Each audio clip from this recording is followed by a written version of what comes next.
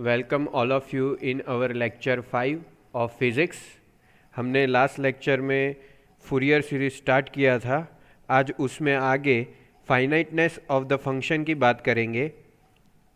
तो यहाँ पे हमें स्क्रीन पर दिख रहा है एक फिगर है, फिगर 12, और उसके साथ साथ यहाँ पे जो लिखा है, if mod of psi x is less than और equal to m for all values of x where m is any finite constant, then psi x is considered finite in the entire region of x।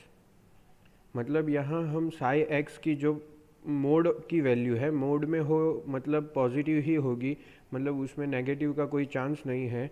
वो जो m से match हो रही है या तो फिर m से छोटी है, तो वहाँ पे जो x का वैल्यू होगा वो m के लिए फाइनाइट कांस्टेंट होगा, और जो साई x कंसीडर्ड होगा वो फाइनाइट ही रहेगा पूरे x के एंटायर रीजन के लिए।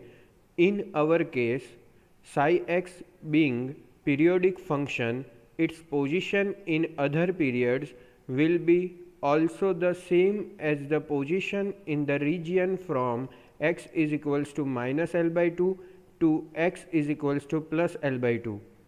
यहाँ जो साई एक्स की बात कर रहे हैं उसमें पीरियोडिक जो फंक्शन है हमारा, उसमें जो पोजीशन है हमारे पीरियड्स की वो सेम रहेगी हमारे रीजन के लिए जो x minus L by two से x plus L by two की है।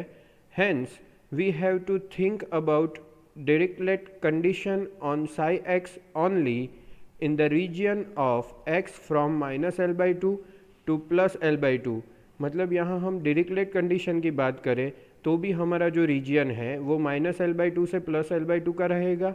This conditions for phi X are satisfied in our case. मतलब यही कंडीशन हमें फाई एक्स को सेटिस्फाइड करने के लिए भी यहाँ पे मिल रही है। A function possessing maxima, minima, discontinuities and finiteness is shown in figure 12। अब हम फिगर 12 को देखेंगे जहाँ पे हमें माइनस पाई दिया गया है रोटेशन के लिए।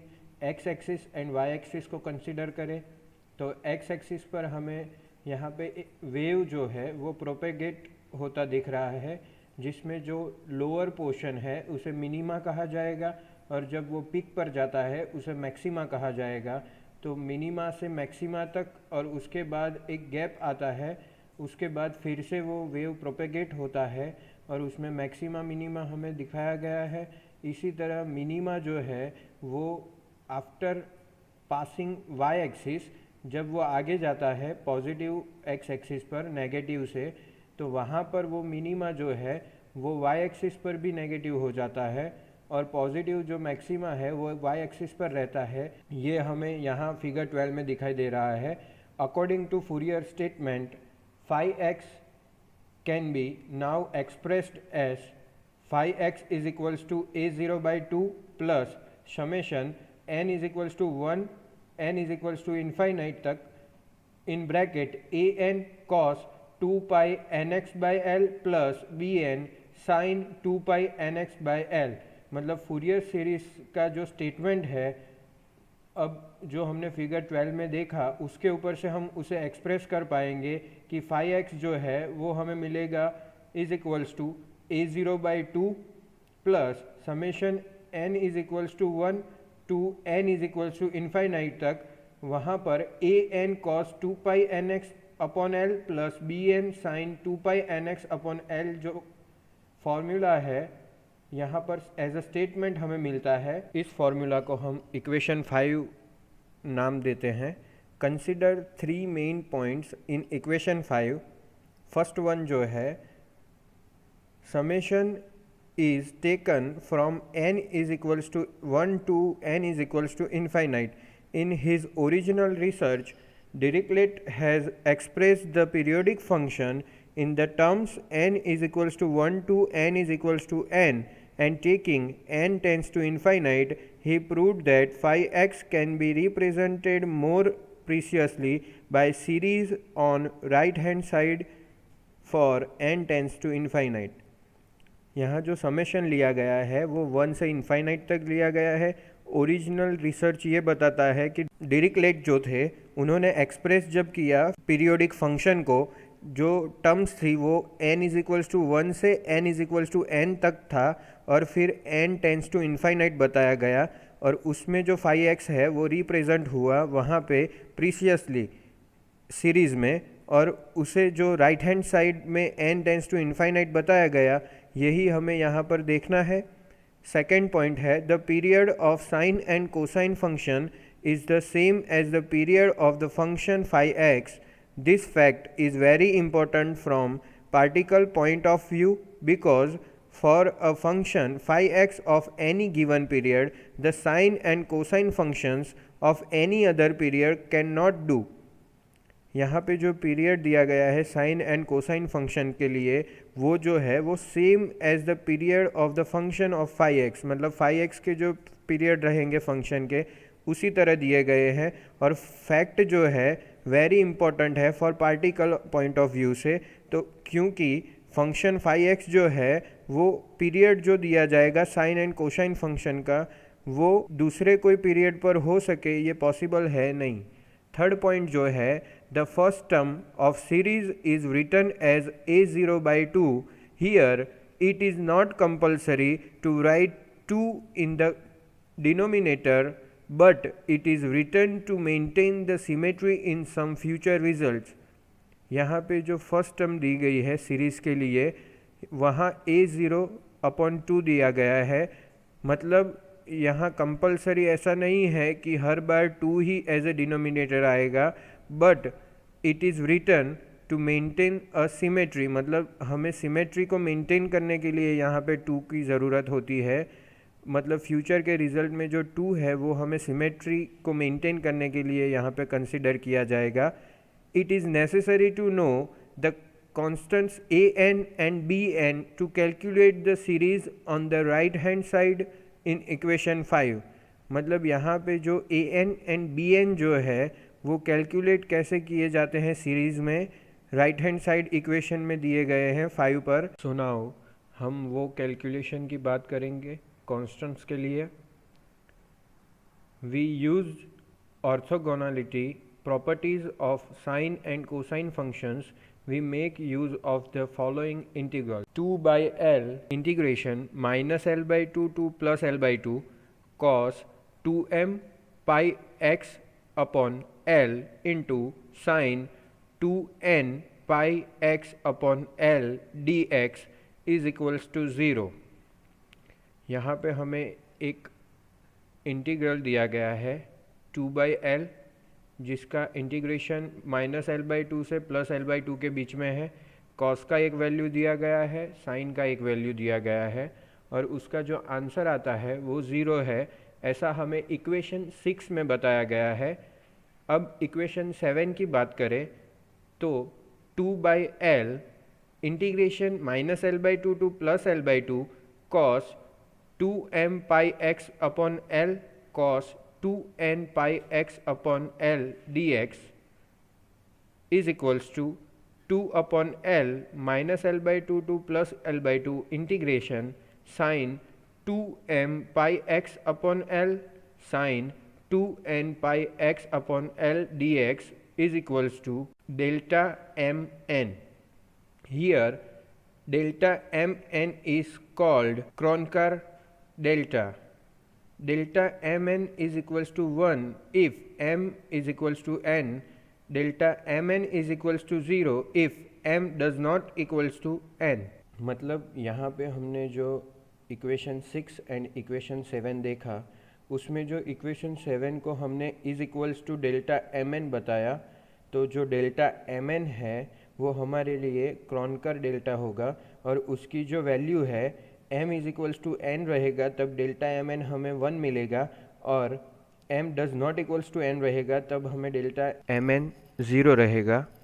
Multiplying both the sides of equation 5 by 2/l cos 2m pi x upon l and integrating from x is equals to -l/2 to +l/2 we get, मतलब हमें जो इक्वेशन मिला उसमें अब हमें मल्टीप्लाई करना है 2/L cos 2m πx upon L को, जहाँ हमारी लिमिट रहेगी -L/2 से +L/2। पर यहाँ पे जो इक्वेशन हमें मल्टीप्लाई करने को बोला गया है उसमें हम इक्वेशन 5 लेंगे, जो हमने लास्ट स्लाइड में देखा था। 5x is equals to a0/2 जो था इक्वेशन हमारा, उसमें हम सारी वैल्यूज़ यहाँ पुट करेंगे। तो उसमें 2/L integration -L/2 to +L/2 5x cos 2m πx upon L dx is equals to a0/2 2/L integration -L/2 to +L/2 cos 2m πx upon L into dx plus 2/L integration -L/2 to +L/2 summation n is equals to 1 to infinite an cos 2πmx upon L dx plus 2/L -L/2 to +L/2 summation n is equals to 1 to infinite bn sin 2n πx upon L into cos 2m πx upon L dx, जिसे हम equation 9 कहेंगे। जो equation 9 में है, जो हम देख पा रहे हैं कि इक्वेशन 5 को प्रॉपरली हमने यहाँ पे 5x is equals to a0/2 plus summation n is equals to 1 upon infinite an cos 2πnx upon L plus bn sin 2πnx upon L में प्रॉपरली मल्टीप्लाई किया है 2/L cos 2m πx upon L को, और यहाँ पे हमें equation 9 मिल रहा है। If m does not equals to 0 and m does not equals to n in equation 9, all the three terms on right hand side will be 0, but if m is equals to 0 then only last two terms will be 0. When n does not equals to m, taking m is equals to 0 in equation 9, therefore 2/L -L/2 to +L/2 integration 5x dx is equals to a0 upon L integration -L/2 to +L/2 dx। यहाँ पे ये बताया गया है कि m 0 नहीं है, या तो m और n दोनों इक्वल नहीं हैं, तो राइट हैंड साइड की तीन जो टर्म्स है वो सारी 0 हो जाएगी। बट यहाँ पे m 0 है, या तो n does not equals to n है, तो जब m 0 होगा तो ओनली लास्ट टर्म्स जो है वो 0 होगी। But n does not equals to m रहेगा और m इज इक्वल्स टू 0 रहेगा, तो हमें इक्वेशन 9 जो है वो कुछ नीचे दिए गए तरह से मिलेगा। 2/L integration -L/2 to +L/2 5x dx is equals to a0/L integration -L/2 to +L/2 dx। ये हमारा इक्वेशन होगा कब, जब m इज इक्वल्स टू 0 होगा तब। अब उस इक्वेशन को सॉल्व करें, तो जो इंटीग्रेशन दिया है हमें उसको सॉल्व करें, तो इंटीग्रेशन में dx है उसका l हो जाएगा, लिमिट्स रखेंगे तो अब जो मिलेगा इक्वेशन वो ऐसे रहेगा। Therefore 2/L integration -L/2 to +L/2 5x dx is equals to a0 upon L into L। After all we got the value of a0, therefore a0 is equals to 2/L integration -L/2 to +L/2 5x dx. Come back to equation 9. Considering different terms of the summations over n on right hand side, we will come to know that when we shall arrive at the terms n is equals to m, the value of the integral in the second term will become delta mn is equals to 1. Second one, for any value of m does not equals to 0, the value of the integral in that first term will always remain 0. Third one, for m is equals to n, the value of the integral in the third term will also be 0. मतलब यहाँ पे हमने equation find किया, equation 10, जिसमें हमें a0 की value मिल रही है 2/L integration -L/2 to +L/2 5x dx। उस पर से इक्वेशन 9 हम कंसिडर करें डिफरेंट टर्म्स के लिए, जहाँ समेशन होगा n के साथ राइट हैंड साइड में, तो हमें कुछ ये जानने को मिलता है। उसमें फर्स्ट ये है कि जब टर्म जो है वो n is equals to m होगा, तब हमारी जो वैल्यू होगी इंटीग्रल की, वो सेकेंड टर्म जो होगा उसमें से डेल्टा एम एन जो है क्रॉनकर डेल्टा वो 1 हो जाएगा। सेकेंड जो है उसमें for any value of m does not equals to 0, मतलब जब m does not equals to 0 रहेगा तो वैल्यू जो होगी इंटीग्रल की उसमें से जो फर्स्ट टर्म है वो ऑलवेज 0 हो जाएगा।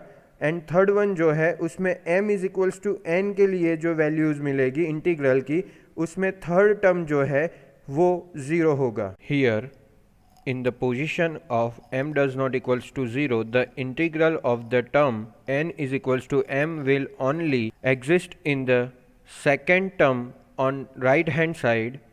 Therefore is equals to minus L by 2 to integration plus L by 2 phi x cos 2m pi x upon L dx. Therefore 2 by L integration minus L by 2 to plus L by 2 am cos 2m pi x upon L cos 2m pi x upon L is equals to am into Kronecker delta mn is equals to am, because delta mn is equals to 1. As above, we consider m does not equals to 0 and n is equals to n, then delta mn is equals to 1. So here we get am is equals to 2 by L integration minus L by 2 to plus L by 2 phi x cos 2 pi mx upon L dx. Similarly, multiplying both the sides of equation 5 by 2 by L sin 2m pi x upon L and integrating both the sides over minus L by 2 to plus L by 2, we can prove that bm is equals to 2 by L integration minus L by 2 to plus L by 2 phi x sin 2m pi x upon L dx. यहाँ पे हमने देखा कि जो position हमारा है उसमें m does not equals to 0 and n is equals to m ले, तो हमें जो फॉर्मूला मिलेगा राइट हैंड साइड में वो कुछ हमने ऊपर डिस्कस किया, minus L by 2 to plus L by 2 में phi x cos 2m pi x upon L into D x में मिलता है। उसमें हम हमारी जो वैल्यू a0 की उसमें पुट करते हैं तो हमें am डेल्टा mn मिलता है, और उसमें से डेल्टा mn जो है उसे 1 कहेंगे क्योंकि m does not equals to 0 and n equals to m है, इसकी वजह से। सो हमें जो फॉर्मूला am के लिए मिलेगा या तो वैल्यू जो am के लिए मिलेगी वो होगी 2 by L integration minus L by 2 to plus L by 2 phi x cos 2m pi x upon L into D X. Similarly इसी तरह हम इक्वेशन 5 को 2 upon L sine 2m pi x upon L से integrate करें both the side में, तो minus L by 2 to plus L by 2 के लिए हमें जो इक्वेशन मिलेगा वो bm के रिगार्डिंग होगा, और उसका आंसर यहाँ दिया गया है 2 by L integration minus L by 2 to plus L by 2 phi X sine 2m pi x upon L D X, जो हमें एग्ज़ाम में पूछा जा सकता है कि am प्रूव करने की जगह bm को प्रूव करना हो तो हमें सेम मेथड से bm का आंसर लाना है। यहाँ चेंज सिर्फ इतना रहेगा 2 by L cos 2m pi x by L को जब हम इंटीग्रेट करते थे तो am का वैल्यू मिलता है, और 2 upon L sine 2m pi x upon L को हम इंटीग्रेट करेंगे बोथ द साइड्स में इक्वेशन 5 में, तो हमें bm का वैल्यू मिलेगा। इस पर से the values of a0, a1, a2 and b1, b2, b3 can be obtained by substituting different values of m in equation 11 and 12. Information regarding how much amplitudes an and bn of sine and cosine function should be used to represent x in Fourier series from physics point of view is obtained from equation 11 and 12. You will be able to understand that fx itself plays a role in determining such amplitudes from its presence in the integral of RHS of equation 11 and 12। मतलब ये जो formulas हमें equation 11 and equation 12 में मिले, जो am and bm हमें find करके देते हैं, वो फॉर्मूला पर से हम A0, A1, A2, B1, B2, B3 ये सब जो हमारे वैल्यूज़ हैं वो हम फाइंड कर सकते हैं, जिसमें हमें m की डिफरेंट डिफरेंट वैल्यू रखनी है और उसके मदद से हम हमारी जो वैल्यूज़ हैं नई वो फाइंड कर सकते हैं। और इसकी जो इन्फॉर्मेशन है regarding amplitudes an and bn जो साइन एंड कोसाइन फंक्शन के साथ यूज़ होती है वो रिप्रेजेंट करती है फूरियर सीरीज़ को। हम फिज़िक्स पॉइंट ऑफ व्यू से देखें तो हमारा जो इक्वेशन 11 एंड 12 जो है वो अंडरस्टैंड करता है fx की जो वैल्यू है वो सच एम्पलीट्यूड्स के लिए, एंड यहाँ पे जो इंटीग्रल्स है RHS में इक्वेशन 11 एंड 12 में वो हमारे यहाँ पे एम्पलीट्यूड्स का जो सीरीज़ है वो दिखाता है। मतलब ये टॉपिक में हमने फाइनाइटनेस ऑफ द फंक्शन देखा, उसमें 3 जो मेन पॉइंट्स थे इक्वेशन 5 के लिए वो देखे, उसके ऊपर से हमने कैलकुलेशन किया कांस्टेंट्स के लिए, और वो कांस्टेंट्स के लिए am एंड bm जो हमारे इक्वेशन 11 एंड इक्वेशन 12 है उसे फाइंड किए। ये जो हमारा टॉपिक था वो फूरियर सीरीज़ पर था और उसमें हमने am एंड bm को फाइंड कैसे करना है, उसके लिए कांस्टेंट कैसे फाइंड करना है, उसके लिए फॉर्मूलेशन देखा। अब नेक्स्ट हमारा टॉपिक रहेगा complex representation of Fourier series, जो हम हमारे नेक्स्ट लेक्चर में लेंगे। That is the end of our lecture. Thank you so much all of you. Professor Hardik Sharma from Arpan science college.